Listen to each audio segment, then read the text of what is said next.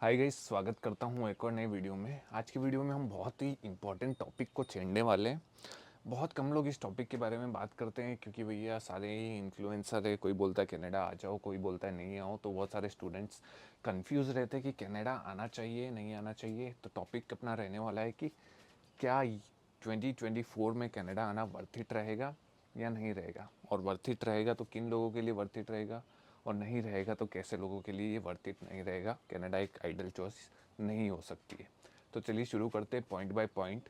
जिस तरीके से रूल्स आ रहे हैं उन सब की बात कर लेते हैं कि कनाडा क्या चाहता है, कि कैसे लोग कनाडा में आए, और आप लोग कैसे कनाडा के रूल्स के हिसाब से इंक्लाइन हो सकते हो। तो चलिए शुरू करते हैं बिना किसी टाइम पास के।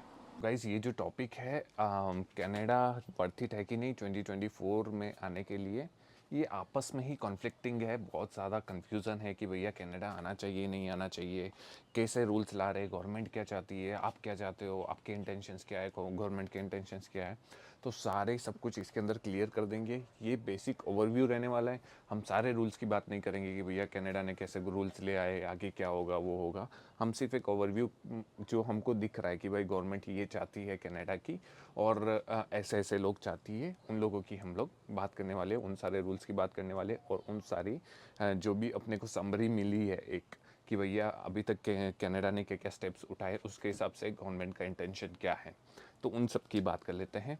तो आप लोगों को जैसे कि पता ही है कि कनाडा ने बहुत सारे, ये लास्ट के 3-4 महीने जो हो गए, इसमें तो भाई कनाडा ने इतने सारे रूल्स ले आए कि भैया मुझे नहीं लगता कि लास्ट के 3-4 साल में भी इतने रूल्स लाए होंगे जो इन 3-4 महीने में ही हो गया। क्योंकि आप लोगों को भी पता है कि इलेक्शंस कनाडा में भी आने वाले हैं। तो गवर्नमेंट चाहती है कि कुछ ऐसे रूल्स लेके आए कि हमारे कैनेडियन मतलब खुश रहे कि भाई कंट्री के लिए कुछ अच्छा कर रहे हैं। ऑफ कोर्स ही बात है कि ये जो सारे रूल्स लाए गए हैं वो एक तरीके से देखा जाए तो कंट्री के लिए तो फ़ायदेमंद ही है। तो अब रूल्स की बात कर लेते हैं कि कैसे कैसे रूल्स आ गए और गवर्नमेंट की का क्या इंटेंशन रह रहा है अपने हिसाब से। गाइस, जैसा कि आप लोगों को पता है कि कनाडा तरह तरह के रूल्स लेके आया है। जैसे कि कोई अगर कॉलेज में 1 साल का कोर्स कर रहा है तो वो अपने स्पाउस को नहीं बुला सकता है, उसको वर्क परमिट सिर्फ 1 साल का मिलेगा। ऐसा बहुत सारे रूल्स लाए गए हैं। अभी जो नए रूल्स आ रहे हैं उसके हिसाब से मतलब प्रोविंसेस को पूछा है कि क्या आप लोगों को लगता है कि 1 साल का ही वर्क परमिट देना चाहिए। उसके बाद प्रोविंसेस में जिन बंदों की कमी है वहाँ का जॉब ऑफर लेटर लेके आए तो ही जाके उसका वर्क परमिट एक्सटेंड किया जाए। ये सारा सब कुछ सौदा जो भी है बहुत कंफ्यूजिंग मार्केट बन चुका है कि भैया अब क्या होगा क्या नहीं होगा, है ना। तो अब एक ओवरव्यू दे देते हैं कि कनाडा करना क्या चाहता है। हालांकि इसके लिए मैंने एक पहले वीडियो बनाया था जब ये कनाडा ने 1 साल वाले कोर्स के लिए स्पाउस वाला बंद कर दिया था, तभी मैंने एक वीडियो रिकॉर्ड किया था। इच्छा नहीं हुई पता नहीं उसको एडिट करके डालने की कि कनाडा ऐसे ऐसे स्टेप्स लेगा, और वही सारी स्टेप्स कनाडा ने ले ली। सरप्राइजिंगली मैं भी सरप्राइज हो गया था कि भाई मैंने जो सोचा और कनाडा ने वही स्टेप्स ले ली। तो अब बात कर लेते हैं कि कनाडा चाहता क्या है एग्जैक्टली लोगों से, और क्या चाहता है कि कैसे लोग हमारे यहाँ पे आए। और अभी लेटेस्ट न्यूज़ में कनाडा ने भैया बॉर्डर पे जो वर्क परमिट मिलता था कि भैया कोई भी बॉर्डर पे आके वर्क परमिट ले लेता था, वो भी बंद कर दिया। तो ऐसे तरह तरह के रूल्स आ गए। क्या कनाडा लोग चाहता ही नहीं है या फिर क्या चाहते हैं, उसकी विस्तार में बात कर लेते हैं। भाई 3-4 साल पहले क्या था कि बहुत कमी थी लेबर वगैरह की यहाँ पे, तो गवर्नमेंट के रूल्स इतने स्ट्रिक्ट थे नहीं। लेकिन अभी सच बताऊँ तो बहुत ज़्यादा लोग हो गए हैं यहाँ पे, और इतनी ज़्यादा कमी बची नहीं है। अब कनाडा क्या चाहता है कि भाई हमारे यहाँ पे ऐसे लोग आए जो हमारी इकोनॉमी को बूस्ट करें। जैसे कि ट्रक ड्राइवर हो गए। तो पहले क्या होता था कि भाई जो भी ट्रक ड्राइविंग के लिए भी आ रहे हैं, इंडिया से 5-6-7-8 साल का एक्सपीरियंस लेके आता है, उसको भी इजीली पीआर वगैरह मिल जाता था। मतलब यहाँ पे इजीली जॉब वगैरह मिल जाती थी और इजीली आ पाता था वो, क्योंकि वो भी एलएमआई अप्रूव्ड जॉब में आता था पहले। तो अभी इतने ट्रक ड्राइवर हो गए कि भैया इतने लोगों की ज़रूरत है ही नहीं कनाडा को, है ना। तो धीरे धीरे जितनी भी जॉब्स ऐसी है जहाँ पे बहुत ज़्यादा लोग हो चुके हैं, वो सारी जॉब्स हटाए जा रहा है कनाडा। तो अब कनाडा बेसिकली ये चाहता है कि भैया हमारी कंट्री में जिस प्रोविंस में जिस बंदे की कमी है, वही बंदा अगर आए तो वो कुछ ना कुछ हमारे देश के लिए अच्छा होगा।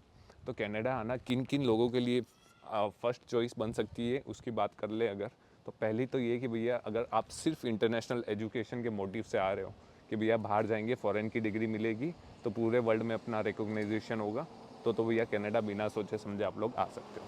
अब सेकंड बात कर लेते हैं दूसरी कैटेगरी के लोग जो कुछ फ्यूचर सोच के आते हैं कि भैया कनाडा जाके मुझे ये करना है वो करना है। उन लोगों की बात कर लेते हैं क्योंकि वही ज़्यादातर कैटेगरी में लाइक करते हैं उन्हीं सभी लोगों के साथ ये सारे रूल्स फॉलो होंगे। गाइस कनाडा बेसिकली चाहता क्या है कि जितनी मतलब गवर्नमेंट ऑफ कोर्स यही चाहेगी कि भैया जो जिस भी देश की गवर्नमेंट हो वो यही चाहेगी कि अपने देश की भलाई हो, राइट। तो ज़्यादा लोग ऐसे आए नहीं जिनकी जॉब की कमी हो जाए, घर नहीं मिले, है ना। इतने लोग आके यहाँ पे बुला के क्या फ़ायदा।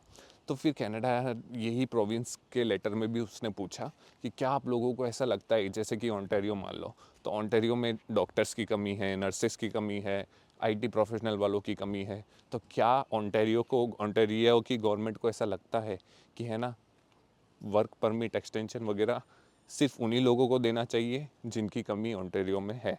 वैसे के वैसे ब्रिटिश कोलंबिया हो गया, वहाँ पे किन लोगों की कमी है, क्यूबेक हो गया, वहाँ पे किन लोगों की कमी है।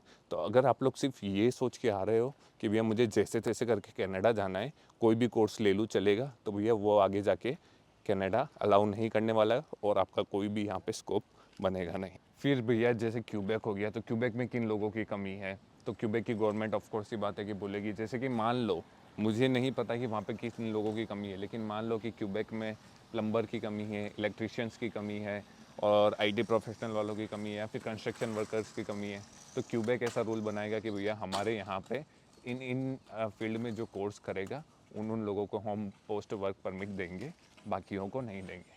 तो ऑफकोर्स ही बात ये हो गई कि जो बंदा ऐसे सोच के आ रहा है कि भैया मैं कोई भी कोर्स ले लूँ, किसी भी बैकग्राउंड से हूँ, मैं आगे जाके देख लूँगा कनाडा में क्या होगा मेरा क्या नहीं, तो भैया आप तो नहीं आओ तो ही बेहतर है। क्यों? क्योंकि भैया कनाडा आपके थॉट के हिसाब से अब नहीं चल रही है। आप अगर ऐसा सोच के आते हो कि मुझे कैसे भी कनाडा में एंट्री मिल जाए, तो भैया कनाडा नहीं चाहता कि ऐसे लोग कनाडा में एंट्री ले। तो आप लोगों को पहले ही सोच के आना है कि भैया कौन सी प्रोविंस में किन लोगों की कमी है, और मेरे स्किल्स के हिसाब से मैं कौन सी प्रोविंस में जाऊंगा तो मेरे लिए बेहतर रहेगा। ये सारे फैसले आप लोगों को पहले से ही करके आना है। तो बेसिकली कनाडा आने वाले लोग सबसे पहले क्या सोचेंगे उसकी बात कर लेते हैं। कनाडा आने वाले लोग भैया सबसे पहले ये देखेंगे कि उन्होंने अपने back country India, Pakistan, Sri Lanka, Nepal, Bhutan और भैया कोई बांग्लादेश, कोई देश छूट गया हो तो मुझे माफ़ करना, लेकिन जिस भी कंट्री से, अपनी होम कंट्री से आ रहे हैं, वो लोग सबसे पहले खुद की स्किल्स देखें कि भैया हमने यहाँ पे क्या पढ़ाई की है, हमारा यहाँ पे क्या एक्सपीरियंस है। उसके हिसाब से फिर कनाडा में देखें कि कनाडा में कौन सी प्रोविंस में उन लोगों की कमी हो रही है। भैया पता चला कि आप प्लम्बर या फिर ऐसा ट्रक ड्राइविंग के लिए आ गए ओंटारियो में कमी ही नहीं है ट्रक ड्राइविंग की, तो भैया आगे जाके आपका कोई स्कोप बनने वाला नहीं है।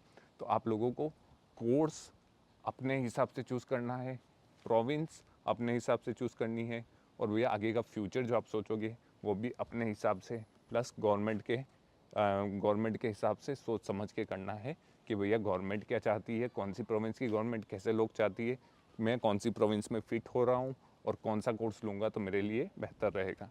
क्योंकि आगे जाके कनाडा जो मैंने रूल्स बोले वो ऑफकोर्स से इम्प्लीमेंट करेगा। अब भी सारी प्रोविंसेस को ऑफकोर्स ही बातें लेटर वगैरह दे दिया है, और प्रोविंसेस जल्दी ही रिप्लाई करने वाली है गवर्नमेंट को कि हमें प्रोविंसेस को क्या लगता है कि हमारे वर्क परमिट वगैरह ऐसे लोगों को ही दिया जाए जिनकी हमारे यहाँ कमी है या नहीं। अगर उन्होंने हाँ कर दिया तो भैया सबकी लगने वाली है।